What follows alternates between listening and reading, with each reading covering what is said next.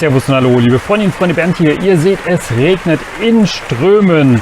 Und deswegen dachte ich mir, jetzt passt das Thema wunderbar. Denn wo kommen Orchideen ursprünglich her? Sehr häufig im Internet liest man oder auch auf YouTube hört man, Orchideen stammen aus dem Regenwald. Ich habe mir heute die Situation zunutze gemacht, dass es regnet. Eigentlich hatte ich auf Sonne gehofft, um andere Themen zu machen, aber man muss spontan sein und die Gegebenheiten ausnutzen. Ihr seht, es regnet momentan ganz stark. Sehr häufig hört man, Orchideen stammen aus dem Regenwald, aber das ist nicht richtig. Was definiert jetzt einen Regenwald? Im Jahresmittel wird ein Regenwald so definiert, dass bis zu 2000 mm an Regen fallen. Und das ist so das Kriterium für einen Regenwald. Es gibt auch noch eine Unterkategorie, da fallen dann praktisch im Jahresmittel nur 1000 mm Regen. Aber dazu muss man natürlich sagen, diese Menge an Regen ist sehr, sehr groß. Wir sehen hier eine Weltkarte.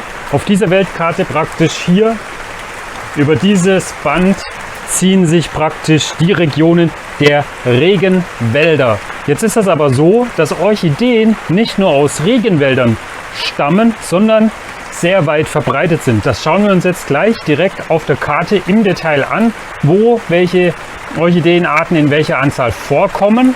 Und deswegen würde ich fast sagen, wir schalten direkt auf die Karte um, dass wir es im Detail sehen können. Und ich denke mal, die Aussage, Orchideen stammen aus dem Regenwald, ist schlicht und ergreifend falsch, alleine bei der Fülle an Orchideen, die es gibt. Also Regenwald ist nicht unbedingt alles, vor allem auf diesem Planeten, auf dem wir uns befinden, ist nicht alles Regenwald. Das zieht sich praktisch nur über diesen Gürtel.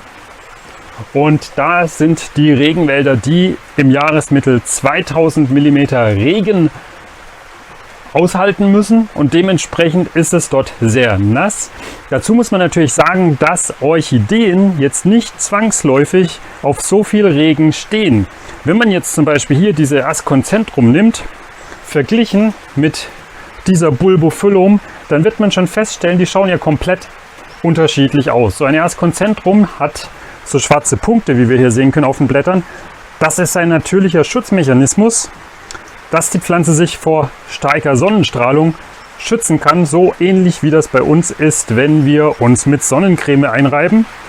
Und hier diese Bulbophyllum, in aller Regel wachsen die dann doch deutlich kühler bei weniger Sonnenstrahlung. Das heißt, in der vollen Sonne würden die sich deutlich unwohler fühlen, als jetzt zum Beispiel hier so eine Asconcentrum. Das ist schon mal der eine Punkt, der dem Ganzen widerspricht, dass Orchideen nur hier in den Regenwäldern vorkommen. Die gemäßigten Regenwälder, wo es nur 1000 mm über das Jahresmittel sind, was ja auch schon relativ viel ist immer noch viel Wasser, das vom Himmel herabfällt. Und es gibt viele Orchideen, die haben sich an Regionen angepasst, die alleine von dem Substrat, was dort vorherrscht, sei es mineralisches Substrat, felsiges Gelände, deutlich trockener sind. Bedeutet, es muss nicht sein, dass eine Orchidee nur im Regenwald vorkommt, vor allem auch nicht bezogen auf die Orchideen, die wir bei uns in Kultur haben. Und das ist ja in erster Linie hier so eine Phalaenopsis. Doch wo kommen jetzt Orchideen auf unserem Planeten so vor?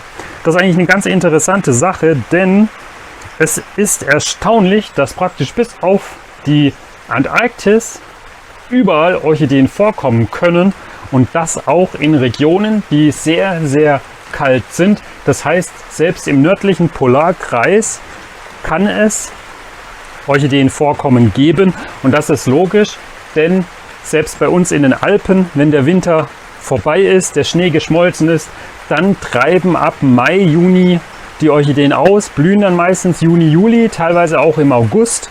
Und deswegen, selbst wo es kalt ist und Frost gibt, kann es Orchideen geben, weshalb dann hier in diesem Bereich, überall wo Landmasse vorhanden ist, wo der Schnee oder das Eis schmilzt, können die Orchideen, die praktisch im Boden überdauert haben, austreiben und zum Blühen kommen. Und das Tolle daran ist, wenn man sich jetzt einfach mal überlegt, wo kommen welche Orchideen in welcher Anzahl vor. Da muss man mal schauen, hier haben wir Eurasien. In Eurasien gibt es etwa 40 bis 60 Gattungen an Orchideen.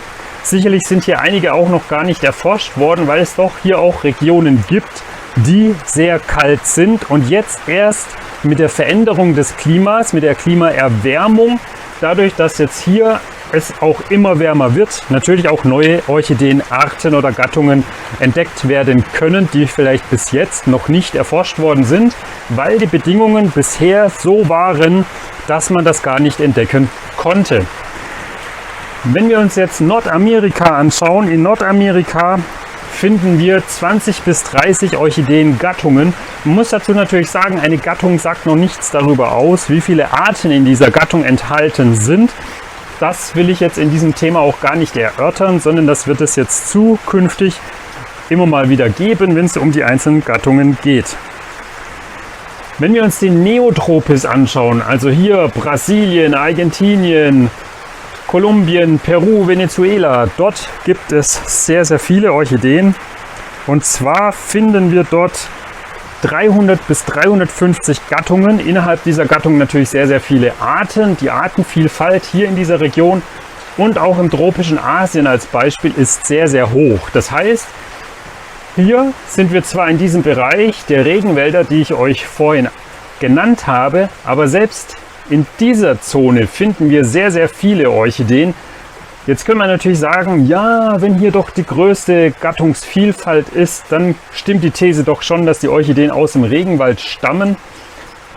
Das ist aber definitiv nicht so. Nur weil hier recht viele vorkommen, heißt es ja noch lange nicht, dass wir hier in Europa gar keine Orchideen haben. Denn hier haben wir 250 Orchideen, nachgewiesene Orchideen. Sicherlich gibt es auch noch Unterarten, Zwischenkreuzungen, aber die spielen jetzt hier nicht unbedingt die Rolle. Aber selbst hier haben wir ja nicht nur Regenwälder, auch wenn wir bedingt durch die Staulage der Alpen Regionen haben, wo viel Wasser herunterfällt vom Himmel. Das heißt, wir haben eine deutlich höhere Regenmenge als in anderen Gebieten, aber das heißt jetzt nicht, dass zwangsläufig hier in der Alpenregion viel mehr Orchideenarten vorkommen müssen als jetzt in anderen Regionen in Deutschland oder in Europa, sondern einfach die Artenvielfalt, die verteilt sich ja komplett. Im tropischen Afrika haben wir bis zu 150 Gattungen.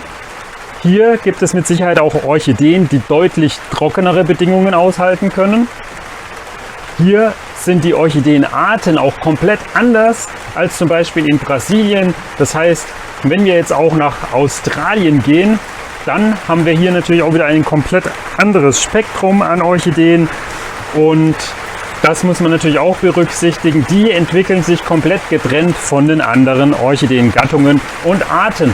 Somit kann man wirklich nicht sagen, weil hier ja praktisch überall Orchideen vorkommen, bis auf diesen Streifen hier unten. Hier kann man es ein bisschen erkennen, also eigentlich kein Streifen, das ist eigentlich fast kreisrund. Kann man nicht sagen, dass Orchideen ausschließlich aus dem Regenwald kommen, weil es hier überall Orchideen gibt, die man finden kann und die man natürlich bei uns kultivieren kann. Dazu muss man natürlich sagen, dass die Orchideen, die hier im nördlicheren Bereich oder halt auch in den kälteren Zonen vorkommen, natürlich auch im Garten kultiviert werden können, sofern es Pflanzen sind, die Frost voll und ganz abkönnen. Der überwiegende Teil der Orchideen, die wir bei uns im Haus Indoor an der Fensterbank kultivieren, kommt eben in diesem Bereich natürlich vor. Die sind natürlich die wärmeren Bedingungen gewohnt, die kann man draußen nicht auspflanzen. Jetzt im Sommer, wenn es hier draußen auch regnet, kann man sie natürlich voll und ganz rausstellen und dann fühlen sie sich entsprechend auch wohl.